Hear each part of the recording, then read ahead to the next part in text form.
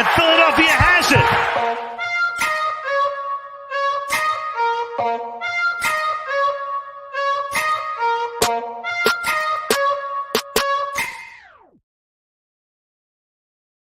What's up, everybody? Welcome to another episode of DSM Pre-Game Live. I'm your host at Scotty. That's where you can find me on all social media platforms.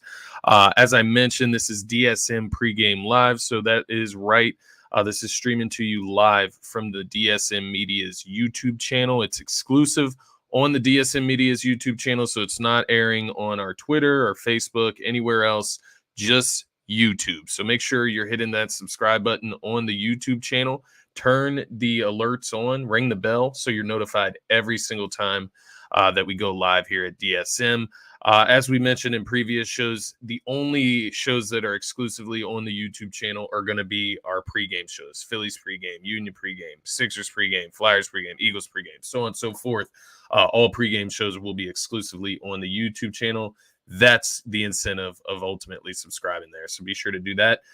If not, be sure to follow us on Twitter at DSM_media. You can click the link tree from there and follow us on any of your preferred social media platforms, including TikTok, Instagram, and Facebook. With that being said, let's get into it. Tonight we have a very confusing matchup between the Miami Heat and the Philadelphia 76ers. Obviously, the Miami Heat coming to town tonight to take on the Sixers.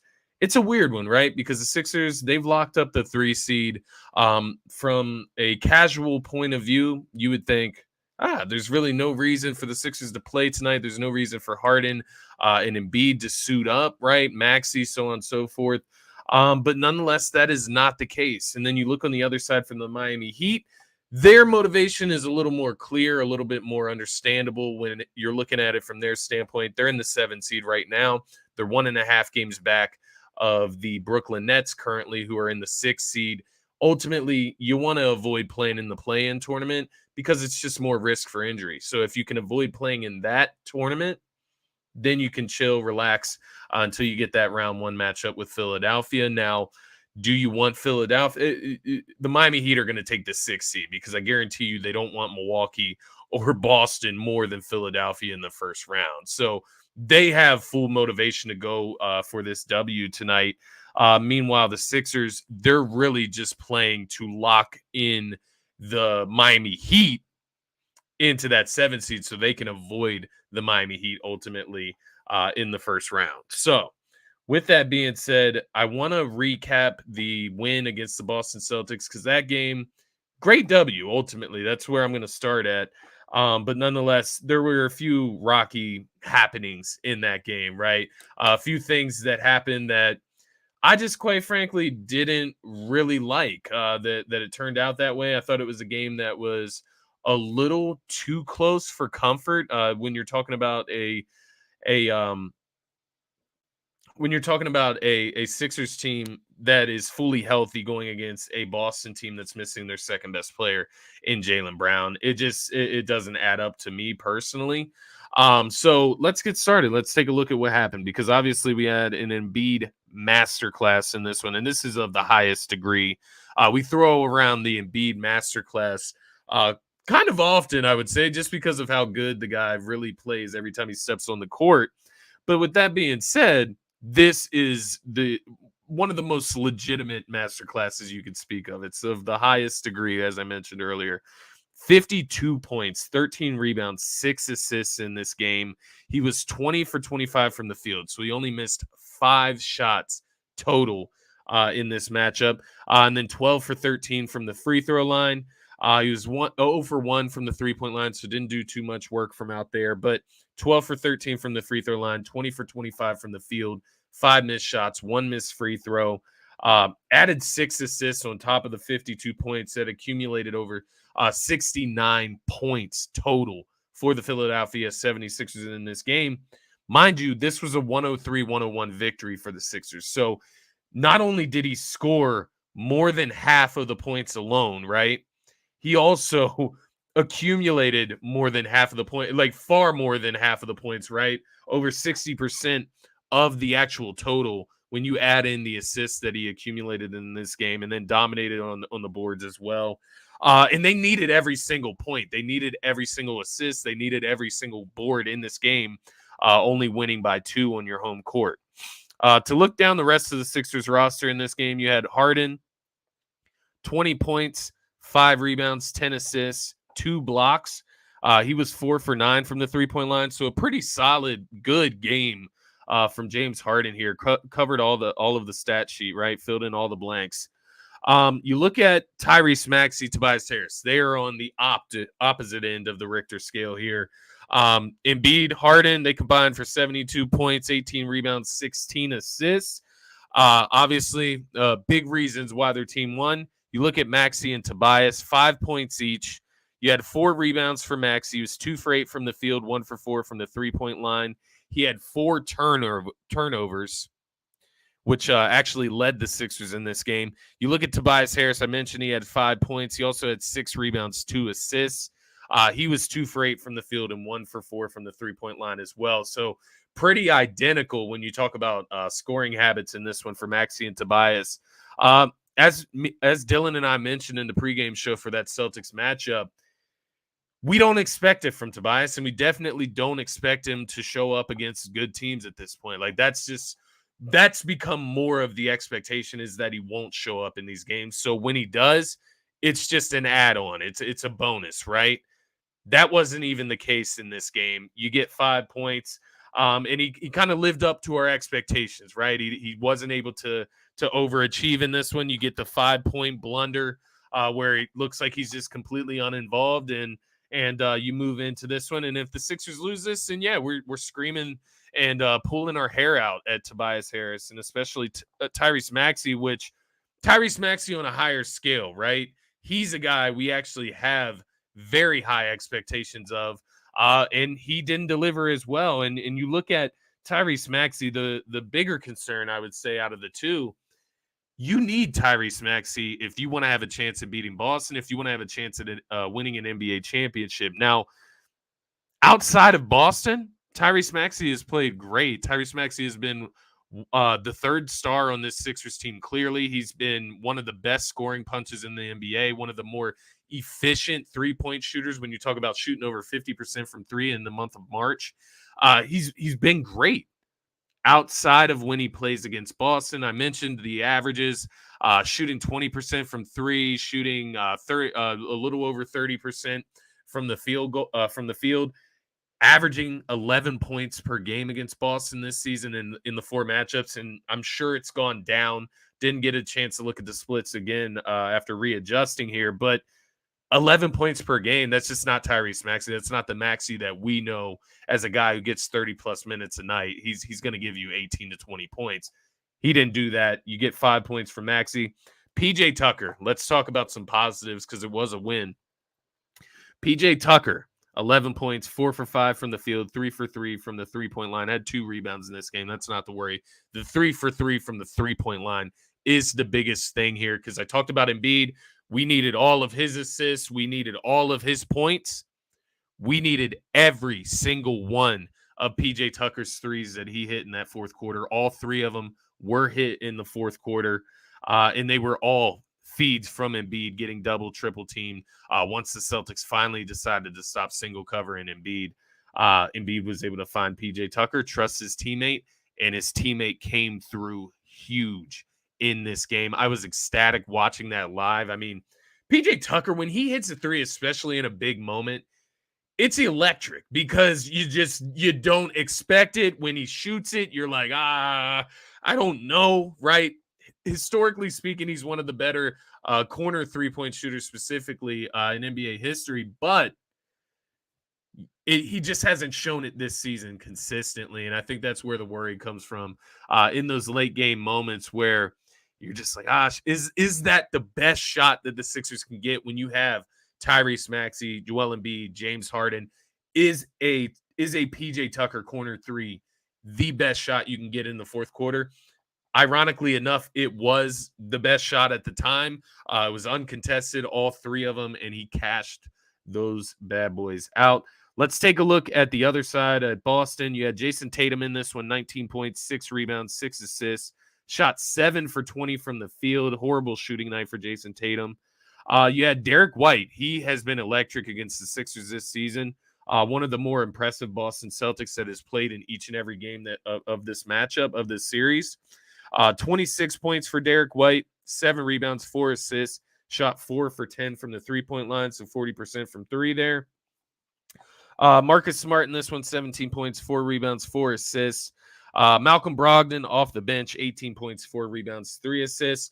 And as I mentioned, there was no Jaylen Brown, no Robert Williams in this one. So the Celtics were a little undermanned there.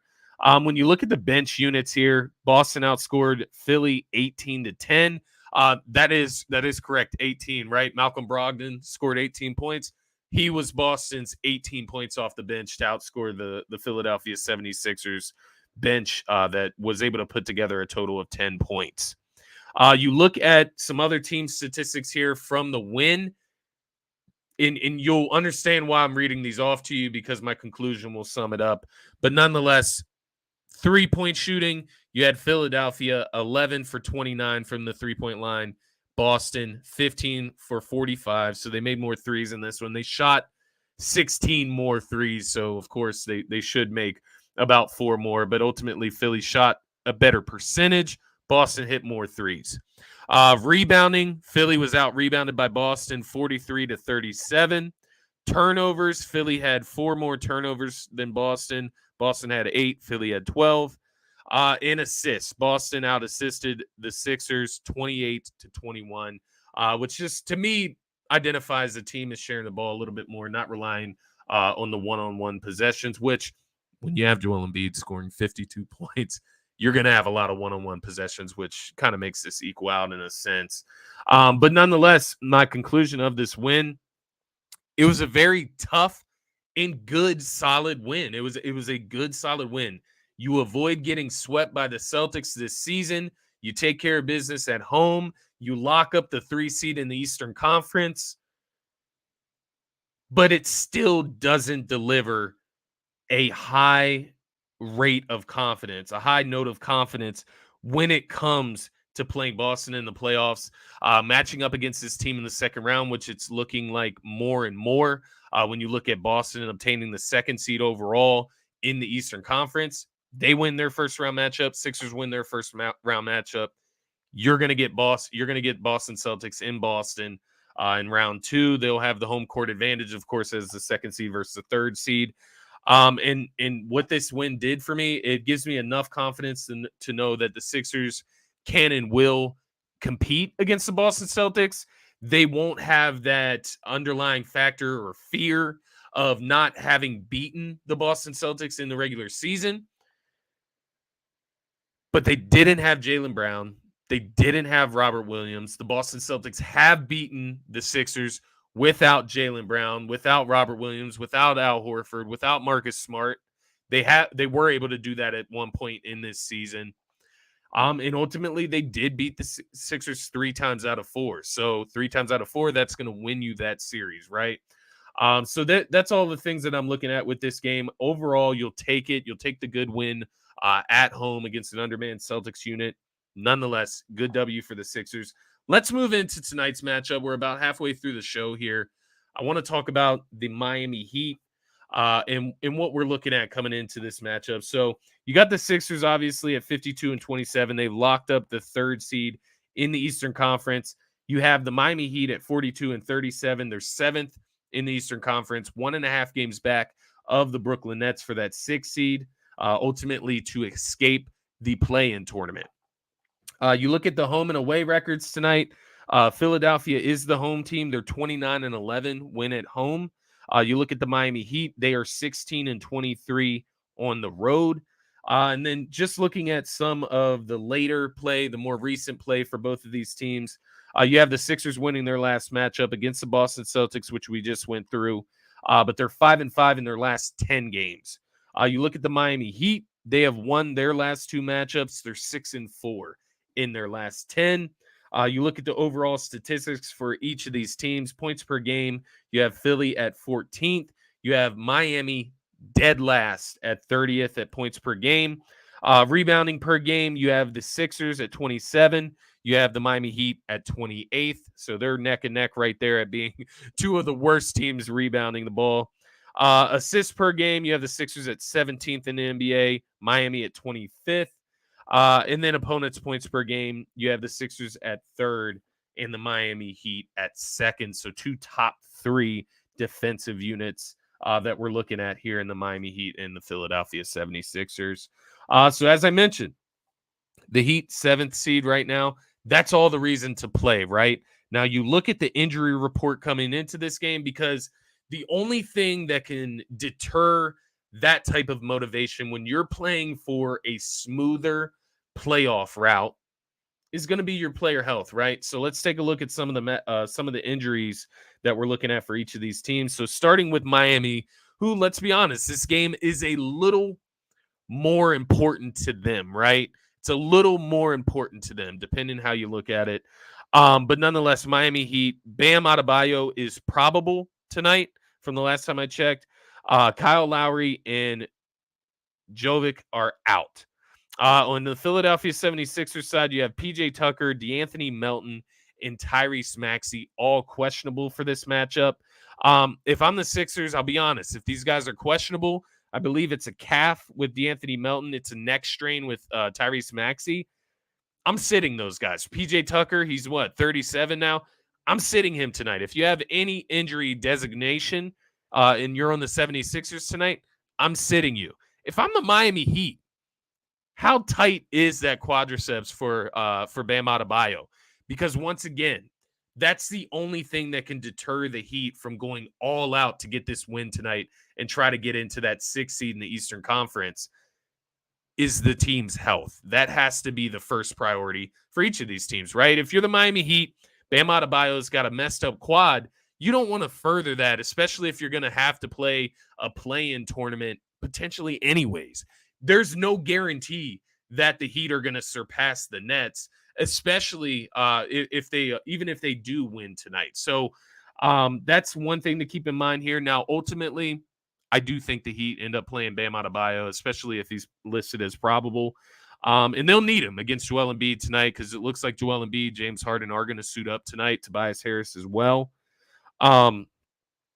It's going to be interesting to see who actually plays in this game, how long guys do play. That's why there's going to be a lot of speculation as we go through all the details of this game here now. Let's take a look at keys to victory for the Philadelphia 76ers in this one. The first one I'm going to point to, guys, this one's very simple, and this is looking more towards a long-term victory, right? A victory coming out of this game, just keep everybody healthy, right? Anybody that's not on the injury report today, let's keep them off of it tomorrow, right?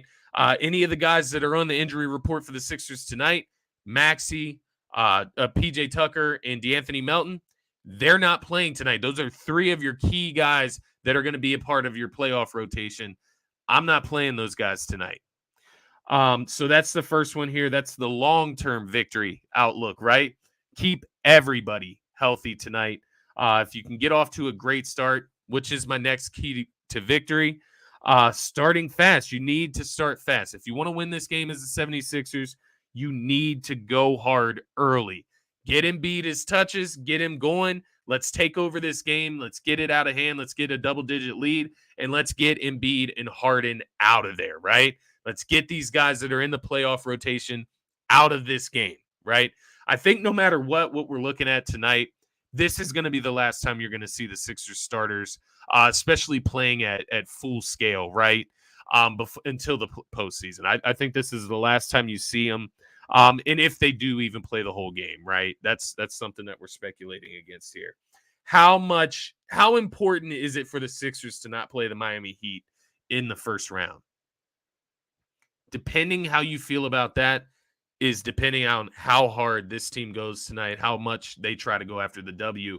And along with that, how healthy are Embiid and Harden? Just last week, you had Harden dealing with the Achilles soreness. You had Embiid dealing with the calf strain.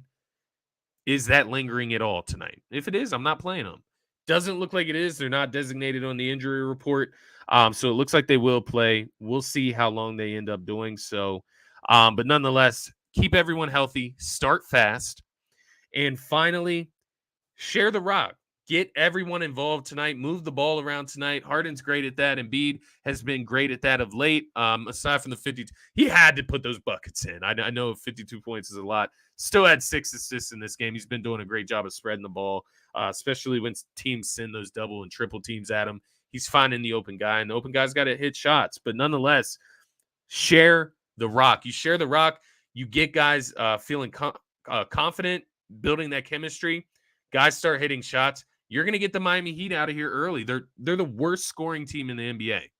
They don't score points, but they are a top 3 defensive unit in the NBA, so they want to hold the Sixers down. That's why it's so important that the Sixers move the ball around tonight, get everybody involved, get everybody feeling confident. Hopefully everybody can get involved in the scoring, help Embiid, help Harden out tonight. Don't make them go all out. Those are my hopes, and those are my keys to victory tonight. Not only for the victory tonight, because we'll see how this goes, right?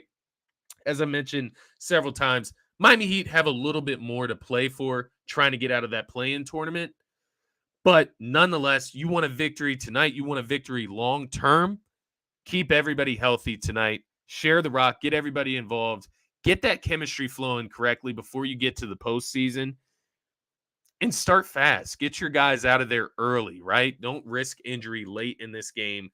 Playing for a game that, all in all, means really nothing. All in all, you're going to get the matchup you're going to get in the postseason if it's meant to be. And quite honestly, if you're a top 3 team in the East, if you're a top 5, 6 team in the entire NBA, you shouldn't be running from any competition. Let's be honest. So if there's anything going on with Harden and Embiid tonight, you get them out of here. Let's take a look at the best bets for the slate tonight. I had to be very careful tonight, guys, because once again, we're completely speculating. Excuse me. We don't know how hard the Sixers are going to go tonight. So what I went with tonight, guys, I went with some props that could not only cash early, but then obviously you look at the last prop there. If he sits early, that's great, right? We're not even sweating at all. So looking at the best bets for tonight, we have Embiid over 3.5 assists at plus 115 on DraftKings Sportsbook.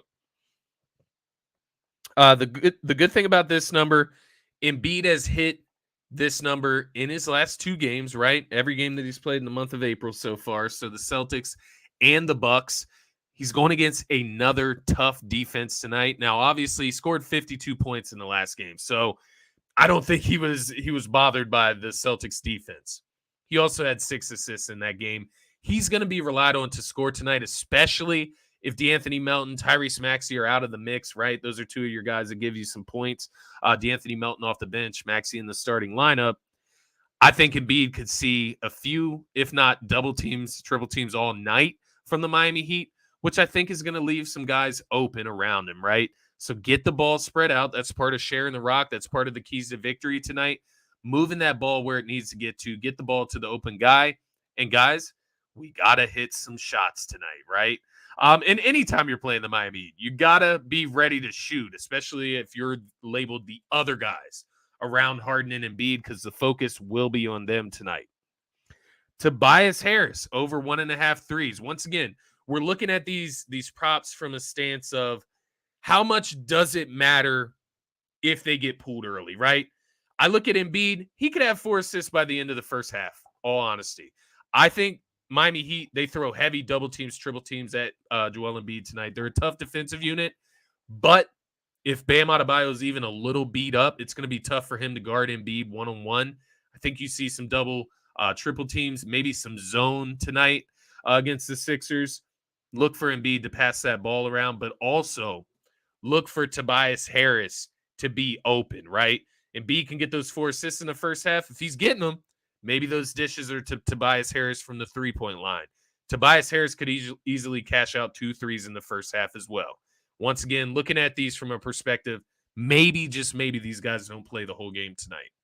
Finally, the last prop of the night, we have James Harden under 20.5 points at minus 114 on FanDuel. They have him under 19.5 points the last time I checked on DraftKings, and that was at minus 115. So you give yourself the extra point of breathing room there at the 20.5, and you actually get better odds on FanDuel. So I went over to FanDuel, laid this one down. But James Harden under 20.5 points. We know Harden's not relied on to score as much with the 76ers, with the way Embiid is playing. I know the inclination to think Harden uptick in scoring, Maxey out potentially. I don't think that way. I don't think that Maxey being out tonight should determine how much Harden plays, determine that Harden play more. I don't think that should be the case in tonight's game. And then on the other side of it, you have a team in the Miami Heat that they guard guards very well. All the attention is going to be on James Harden tonight in the guard spot, right? So I think they deliver the main defender on James Harden, of course. And then even their secondary defender, when that main defender steps off of Harden, that second defender is going to be the guy on Harden, when that second guy would usually be the guy on Maxey. I think he gets all the defensive attention from the Miami Heat as well as Joel Embiid does. So I'm going to go with Harden under 20.5 points. And guess what? If the starters don't come out after halftime, if the starters don't come back out after the third quarter, great. We don't have to sweat this one out at all. Unless Harden has a blow-up game. I mean, he does have these games where he blows up. He hits 4 threes, 5 threes. He'll have, 18 to 25 points. So it could happen. I just really highly doubt it against a very good Miami Heat defensive unit. You're talking about a top 2 defensive unit in the NBA. And you're talking about a game that just, quite honestly, shouldn't mean that much to the Sixers. You're going to get who you get in the first round ultimately. So once again, Joel Embiid over 3.5 assists at plus 115 on DraftKings. You have Tobias Harris over 1.5 threes at plus 104 on FanDuel. Once again, switching over to FanDuel for that prop as well. They just had the higher units. I believe it's minus 105 on DraftKings. So definitely lay it on FanDuel if you can. And then James Harden under 20.5 points at minus 114 on FanDuel. Those are going to be your best bets for the Thursday night slate here. I'm getting my days confused. Excuse me. Nonetheless, let's go Sixers. Let's cash some slips tonight. And in Harden's case, let's keep those points under 20.5. And hopefully that means either he's getting some rest tonight or the Sixers don't need him to score that much. Either one would be a win for me. Looking at tonight's matchup, I'm going to give you my final predictions. We're going to go over X Factor here. I'm looking at Doc Rivers. He's the X Factor. It's not the players on the court tonight who are the X Factors towards the Sixers getting this W. I think it's Doc Rivers because what is your plan? Are you going to play Embiid and Harden the full 48 minutes out there? I personally wouldn't. They're not going to play 48. You know what I mean. Are they going to be available quarters 1 through 4 if this game is close? It's going to be interesting to see how Doc Rivers handles it, see how management handles it. Is it worth it to ensure? Mind you, you might play the Heat anyways, whether you play your starters tonight or not in the first, or excuse me, you may not play the Miami Heat either way if you don't play your starters tonight against the Miami Heat. You may not play the Miami Heat anyways, even if the Heat do win this game tonight, right? You may not play them in the first round anyways. So it's something to think about. I'll be interested. There's part of me that wants the Sixers to keep that chemistry flowing, keep the starters in the game, even if it's just for a little bit. Get the juices flowing, keep the chemistry right as we approach the postseason. But it's going to be interesting to see what Doc Rivers does here. How long do the starters play? Ultimately, thinking about it, I do think the Sixers ultimately will go for the W here tonight. Embiid, Harden not being listed on the injury report. You're talking about Embiid potentially winning the MVP this season. How much does that mean to them? Ultimately, I think if they play tonight, I think the Sixers win this game 107-101. It'll be a lower scoring game. You won't have Max. You won't have DeAnthony Melton. No PJ Tucker. But it'll be a close one. Miami needs this game in a sense. And a lot of it will be determined if Bam Adebayo plays. I'll have to check that after I hop off of here. But nonetheless, it's key here. Big asterisk. I'm going with the Sixers W 107-101. Big asterisk. How long do the starters play? We'll see. But that's what I'm rolling with tonight. Doc Rivers is my X factor of the game. Guys, that is all I got for you tonight. That is all that we'll have for you this weekend. There will be no Sixers pregame tomorrow on Good Friday for the matchup with the Hawks. And then Sunday, I believe we close the season out against the Brooklyn Nets. Let's be honest. there's not going to be a ton for the Sixers to play for in these next two games, especially after tonight. You look at the Hawks, you really, if you win tonight, especially, you don't need to win tomorrow against the Hawks. The only reason that you're looking to win tonight is to push the Heat further down the totem pole in the Eastern Conference. The Hawks game means nothing, and you get to Sunday, you play the Brooklyn Nets. Go ahead and win, Brooklyn. We want you to. We want to play you in the first round. So there's no incentive really to winning either of those games. So I doubt we see the starters in them, and they deserve to get some rest as we approach the postseason as well. But nonetheless, we'll be back Monday morning, Dylan and I, for our first episode of Faithful Fanatics Morning Edition. So we'll be here 8 a.m. Monday morning, Eastern Standard Time, right here on DSM Media's YouTube channel. That will stream on the Twitter channel, Twitch, and Facebook. So, guys, be sure to follow us on whichever of your social media platforms you prefer. You can start at Twitter at DSM_media. Linktree from there will take you to Facebook, Twitch, Instagram, TikTok, all of the above, YouTube as well, our merch site. And of course, be sure to subscribe to us on YouTube channel. That is what's most important. These pregame shows will exclusively be on the DSM YouTube channel. So be sure to subscribe, turn the notifications on there. You'll be notified every single time we go live. But guys, that is all I have for you tonight. You can find me on social media at Scotty Drown. That's across all social media platforms. It's been a pleasure. I hope you guys have a great rest of your Thursday night evening. Happy Easter to those who celebrate. Happy Good Friday to you for tomorrow as well.